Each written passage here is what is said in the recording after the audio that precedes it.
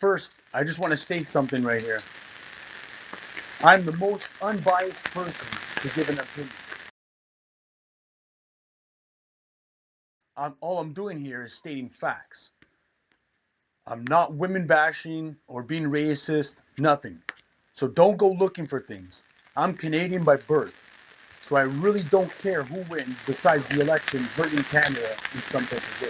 Of course, I want the best candidate to win. Right now, it looks like it's Trump. On with the video.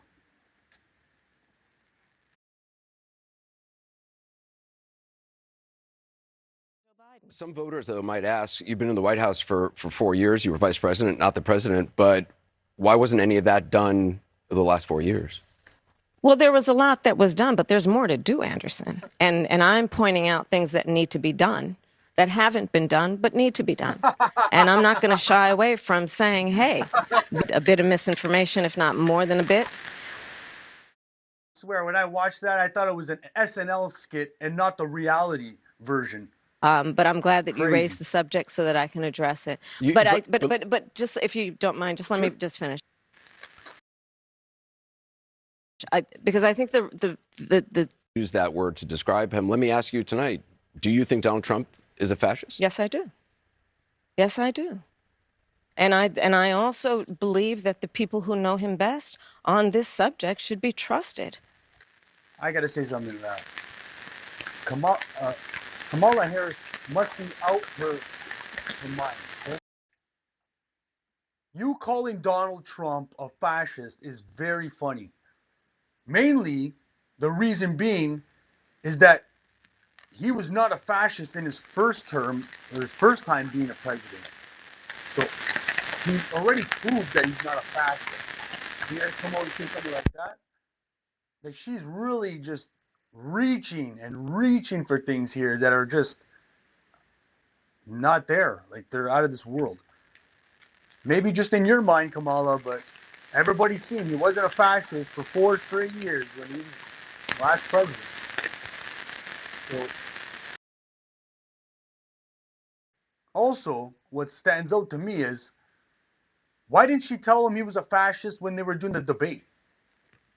Seems like, she was scared, or she skips over one of the biggest things that all your people need to know. If that's true, you would bring it up, and also you wouldn't shake his hand.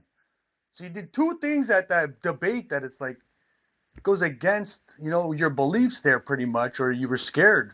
It doesn't make any sense. Back to the video. In part because of the conflict in the Middle East. Annalise? Thank you, and good evening, Madam Vice President. Good evening. My question is, as president, what would you do to ensure not another Palestinian dies due to bombs being funded by U.S. tax dollars? So I will say, and I think this is to your point, far too many innocent Palestinian civilians have been killed. It's unconscionable. I do believe we have an opportunity to end this war. More fracking leases. My value on the issue of what we need to do to invest in a clean energy economy and a clean energy future has not changed. But frankly, I now have the experience and perspective of having been vice president for almost 4 years. I've traveled the country. I know that we can invest in a clean energy economy and still not ban fracking and still work toward what we need to do to create more jobs and create U.S.-based jobs in a way that will be globally competitive. To be honest with you, I have personally prosecuted very serious crime. It's how I started my career. I spent most of my career as a prosecutor in Washington, D.C. And as my first priority had and remains as a first priority to me, the safety of the American people. So that has not changed. And sadly, I think that there's, like, we know and we've seen the image mentally of him sitting. For those who are trying to figure out why I had the fiddler on Kamala's shoulder there, it's to show when she's rambling on and dodging questions, just sing your old song. Back to the video.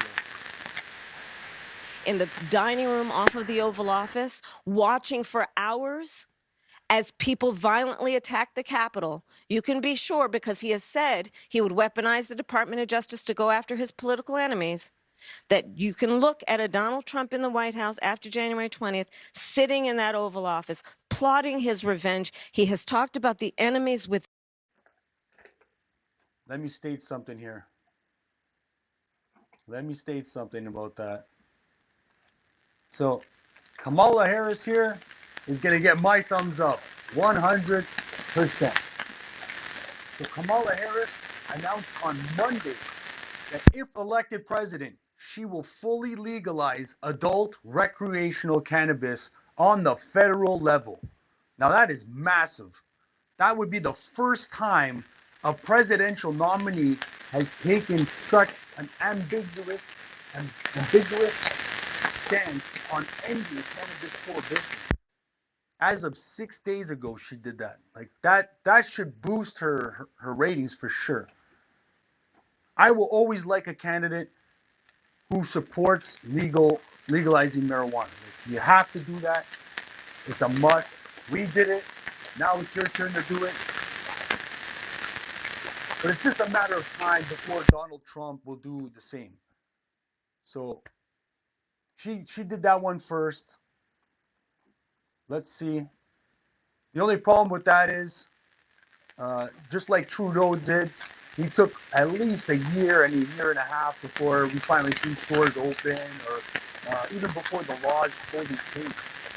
So the timing, we don't know when she will fully legalize and it'll be in play. But she's definitely trying to get in with the sign of the times. I think I heard back when I was watching like a documentary, like 70% or like 60% of the jails are from, minor charges for marijuana. Even heard a guy that, it was his third offense for one joint, and he's serving like a 15 to 20-year sentence. So jails are definitely profiting off of small, minor charges off of for marijuana. It's crazy. When I was watching the show, Gutfield, you definitely knew that he made a remark when they asked her about her weakness. And she rambled on trying to say, oh, it's by organizing such smart groups of people, blah, blah, blah, this and that. And then Gutfield said, her weakness is not stating her weaknesses. She even dodged that question. Like, you can't even say one bad thing about yourself. Well, that was pretty damn funny when I heard that. On with the show. We haven't even raised that subject, Anderson. The enemy is within. He's talking about the American people. Here we go again. He's talking about journalists, judges, nonpartisan election officials. He has talked about, as John Kelly has talked about, can he send the military after peaceful protesters? And he's going to sit there unstable, unhinged, plotting his revenge, plotting his retribution, creating an... Hope you enjoyed it. Get you on the next one. Hit the like and subscribe button. I'm out.